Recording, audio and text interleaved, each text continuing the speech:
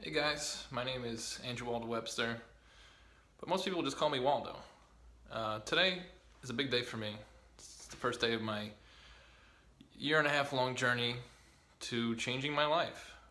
There's a lot of things going on in my life right now that I'm looking to change, and I thought that starting a video series would be the best way to approach that. I feel like I have a lot of stuff to talk about, and I feel like I can share my insights and thoughts and journey along the way of changing a pretty comfortable life to do something that makes me happy instead. Currently, I'm a website designer with a company called Impressive Click. I own Impressive Click.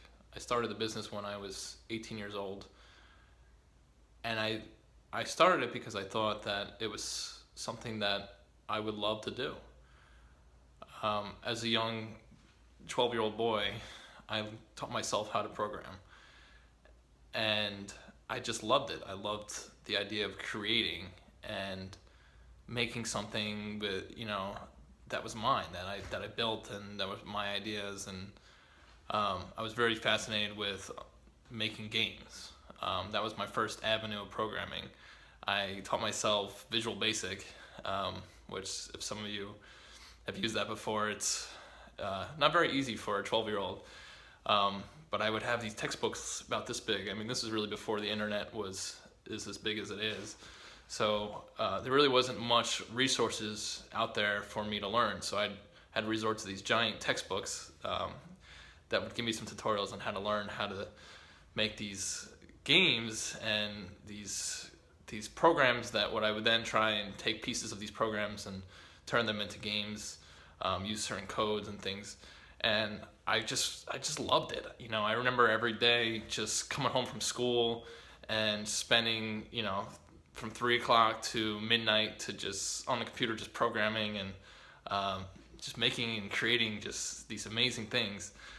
And even when I was in school, all I kept thinking about was, I just can't wait to be home so that I can work on my current project. And that was always just so fun to me.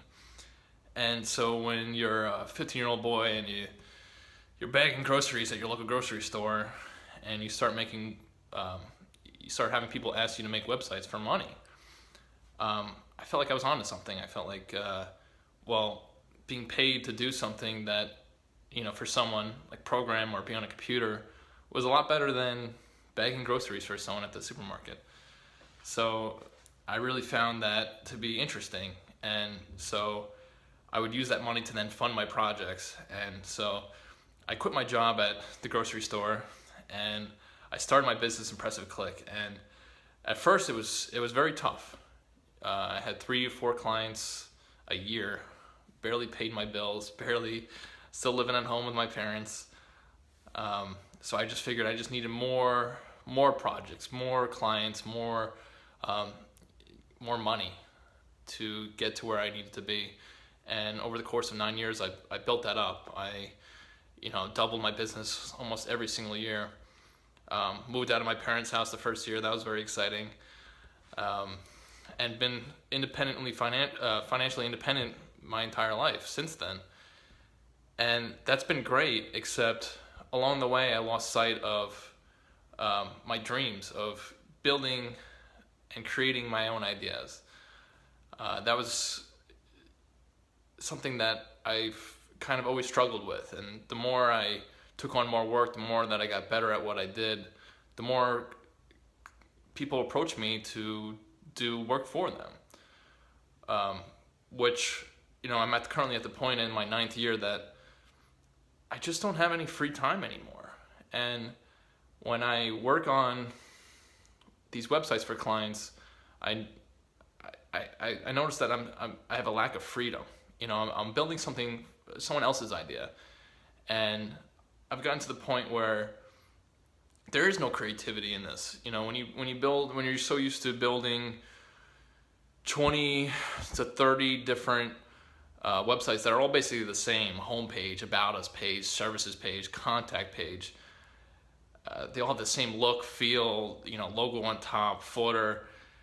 It's just not exciting anymore. It's not fulfilling, and I miss the days of being 12-year-old me and wanting to do something revolutionary, and wanting to build an interactive experience for people to enjoy, for people to just look at and go, wow, this is actually pretty cool. This is exciting. And not necessarily for other people, but just for me. I remember when I built my first game, I just sat back in my chair and I watched the animations. It was a spaceship game, and I built a spaceship, and it was flying through space. And you could shoot bullets, these lasers at these asteroids, and you basically just wanted to avoid these asteroids. And I remember just sitting back and just watching the animation of the spaceship just fly through space. And I sat there, I must have sat there for 3 or 4 hours, just watching, staring at the screen, just thinking, wow, I made this. This is really cool. And if I would have showed that to someone else, they would have been like, well, this is just like any ordinary game. But for me, I was just so proud of it. And I had such a passion for it. And I just don't have that passion anymore. I really lost sight of that. And I've never been the kind of person that's been motivated by money. I've always wanted freedom. I've always wanted to not rely on someone, and not feel stressed by money. I always wanted to be kind of financially free and not have a boss, and being able to make my own decisions. But along the way, I feel like I've been kind of trapped by clients. Clients make me feel like I'm in prison, like they are my boss, telling me this needs to be done, that needs to be done.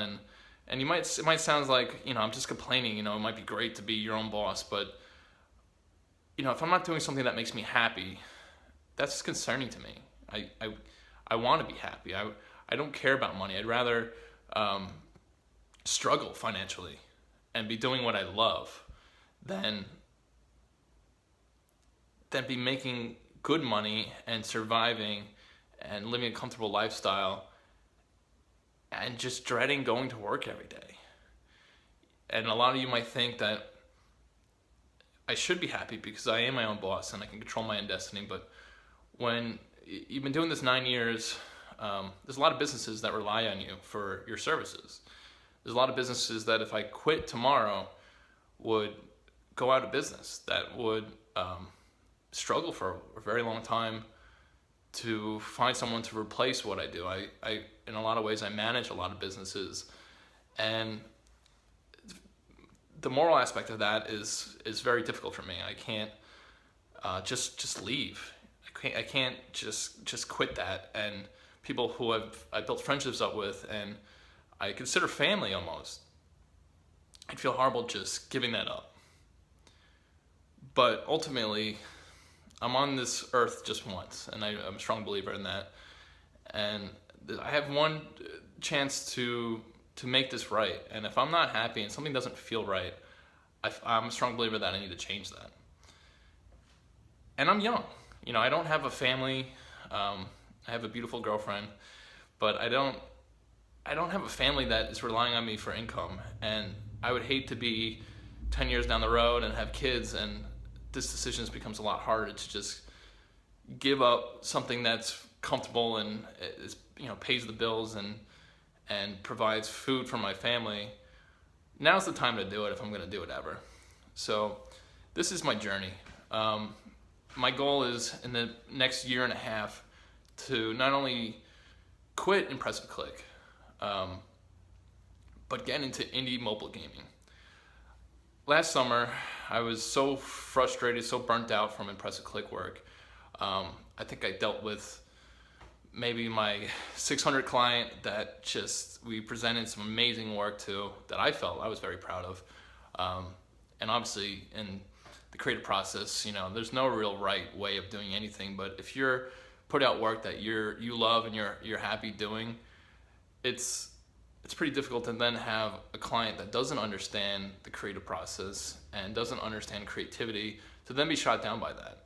And time and time again to kind of go through that process and give them kind of a cookie cutter website instead of something that's kind of revolutionary and kind of different and exciting and something that I could be proud of. And just to give people, in my opinion, kind of garbage. It just doesn't feel right. And I always wanted to kind of, create my own projects and,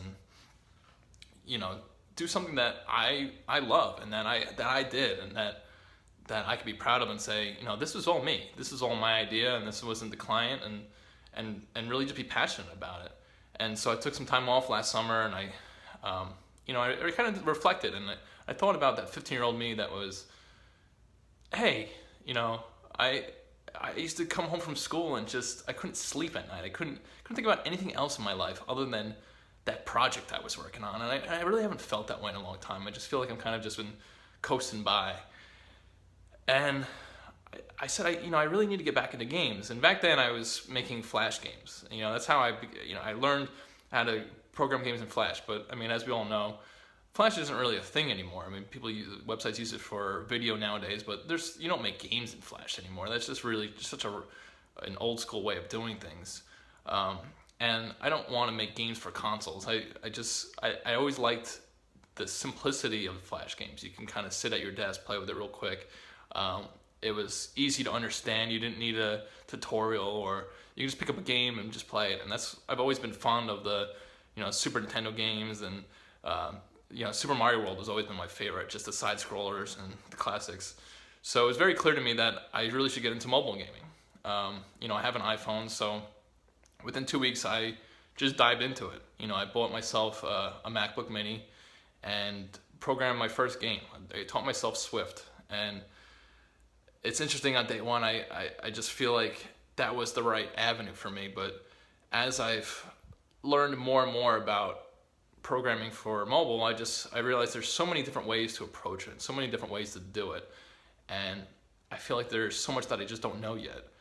And so being an expert in website development and programming and design and user experience, I find it really exciting to learn something new.